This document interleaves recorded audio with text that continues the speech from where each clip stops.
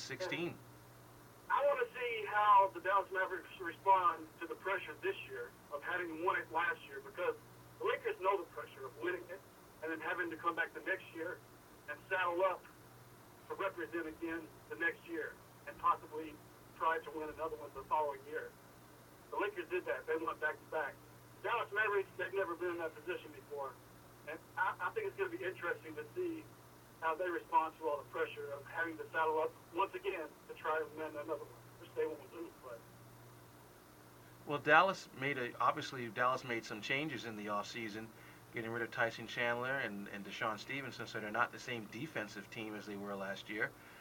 And as you can see, as their start this season, I believe they're 8-7, going into this weekend, losing a couple tough games at the buzzer, losing to the Lakers at the buzzer. The Clippers beat them the other night at the buzzer. Oklahoma City, I believe, beat them at the buzzer as well. So it seems like Dallas has gone back to the old Dallas where they want to be an offensive team first and then a defensive team second. What are your thoughts on that? exactly, I agree. And I think a lot of that's Mark Cuban's fault. I agree. Mark Cuban is quoted as saying the other day that he thinks this team is better than last year's team, which I think is foolish. I agree. So what do you think of the Lakers last evening against the Heat? Well, I mean, I lived in Miami. I spent a lot of time down there. It was a home game for Miami, and I saw the Lakers come from 20 down. But the Miami Heat kind of gave up. They thought that the Lakers would pull their starters, which they didn't, and I'm glad they didn't, because they cut it from 20 to 10. All of a sudden, the Miami Heat fans are going, "What happened? We're up by 20. The game should be over." And all of a sudden, it's a 10-point game, and the Lakers had a shot. And that was in Miami, and it's a regular season game. So I don't think the Lakers have anything to worry about there. I do have some concerns about down low, because they don't really. Gasol is really not impressing to me. What do you think? I think I think he's just confused. I think the Lakers, as Kobe Bryant said yesterday, they're still trying to figure out the offense. They don't know where people should be getting the ball. They don't know how to run the offense yet properly, and I think that's why they're having some struggles. That's why in the last couple of games they're not scoring 90 points. They've been pretty much held pretty much in check, and now tonight they get to play. They're playing Orlando, I guess, coming up in the next hour. So, a game in which they should be able to get off offensively. We're going to find out, if they can. Yeah, one last question. Do you think the Dwight Howard trade is going to go through or not? Thanks for your listening. I think no problem. I think Dwight Howard will not be traded this year. I think that he wants to play somewhere out here, and the Clippers aren't ready to give up stuff. And I think tonight's game is a huge game because, Shaq. I was going to talk about this. Shaq and Charles Barkley debate. It seems every week about who's better, Bynum or Dwight Howard.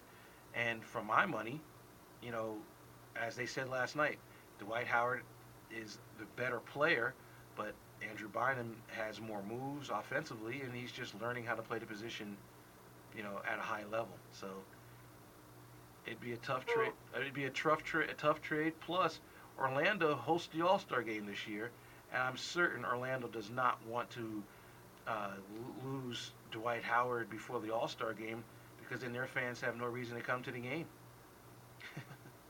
All right. So I thank you for your call. Thank you. Take care. 89.7 KLAS FM. My name is Richard Harris, and Joseph has led me into my next segment, which I was going to talk about the NBA. In my mind, the Lakers basically are getting a pass because of the fact that they are still sort of trying to figure out who and what they are. Miami last night did this without Dwayne Wade. Miami's 5-0 without Dwayne Wade, for those of you keeping count. I think LeBron plays better when he knows that he doesn't have 8,000 people to feed the ball. And I was thinking about this today. I think the reason why the Celtics' Big Three worked for that one season and has worked over the last couple of years is that Rondo controls everything. Rondo controls who gets the ball, when they get the ball, how they get the ball, how many times they get the ball, and the players just deal with it. Garnett and Pierce, rotate in and out on who's going to be in the post, and no one complains because it doesn't matter what they do. If Rondo gives them the ball, Rondo expects them to perform. The Miami Heat problem, in my opinion, is that the Miami Heat don't have a guy who says, okay, this is LeBron's time, this is Wade's time, this is Bosh's time. What happens is LeBron comes down the court, and if LeBron's open, he's going to shoot it. If Wade's open, Wade has to decide whether or not if LeBron's is going to give him the ball or not, and same thing with Bosh. And so they kind of don't know what to. They're kind of on pins and needles, trying to figure out if they're going to get the ball or not. And if they don't get the ball, they don't go after it by rebounding. They hope the next time down to come down and get a shot. And I think if the Heat can figure out a way to have a point guard who can organize that offense and say, okay, this time is LeBron's time, this time is Dwayne Wade's time, this time is Chris Bosh's time, the Heat would be unbeatable. But Chalmers gets the ball, he comes down the court, he passes and goes hide in the corner because basically he's going to get a kick out for a three-point shot. Rondo doesn't. Rondo comes down. Rondo's capable of breaking down his opponent and scoring himself, and therefore you got to respect Rondo in the half-court set. Chalmers doesn't do that at all. Chalmers just goes and he gets a spot on the floor and hopes he gets the ball and he takes a shot. If the Heat could figure out how to distribute the ball, they would be fine. I mean, obviously you can't criticize them. They made it to the finals last year. The Celtics, the reason why they won that year is they all had defined roles and they all knew who was in control. The Heat don't. And until the Heat figures that out, they still may not win a title. Chicago right now is playing great in the East, even though Rose is hurt. I believe they're 12-3 or 13-3. Oklahoma City is also 13-3 or 12-3. And they'll both have floor generals who basically tell you who's going to get the ball and who's not going to get the ball. And there's no disputing it. Now, yes, Westbrook and Durant have already had a tete-a-tete this year, but Oklahoma City players know that Kevin Garnett is the ticket. Chicago Bulls players know that Derrick Rose is their ticket, so no one's going to complain if they want to win.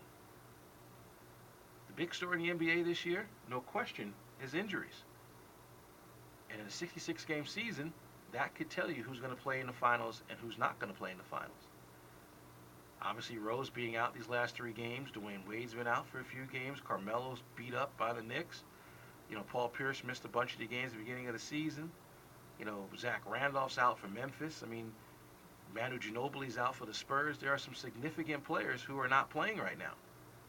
And their teams are all trying to tread water. I mean, for the Spurs to only have 1 victory away from the Alamo Dome is pretty scary.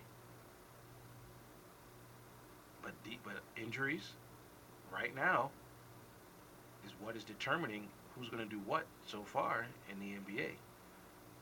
So hopefully it won't be that big of an issue as the season progresses. Hopefully people will finally get into shape. I mean, the Knicks don't have a point guard and therefore they stink. And Baron Davis is still a few weeks away. Vince Carter just went down a couple nights ago against the Lakers. Now he's out indefinitely with an ankle problem.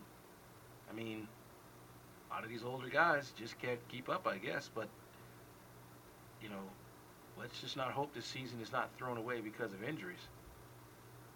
Because there's some teams out there that are really doing some really nice things. I mean, obviously the Clippers having the week they just had by beating Dallas, the Lakers, and the Heat in the past 8 days shows you their potential, and Chris Paul is hurt. I mean, we won't talk about Portland. I mean, Marcus Camby just went down for them. And, of course, they don't have Brandon Roy or LaMarcus Aldridge. Not LaMarcus, Greg Oden. So, nobody's making excuses. Just get out there and play. And hopefully, we'll have the season that we all want to see. And we'll be back to talk more sports on 89.7 KLES-FM after this. Including expert collision work, LA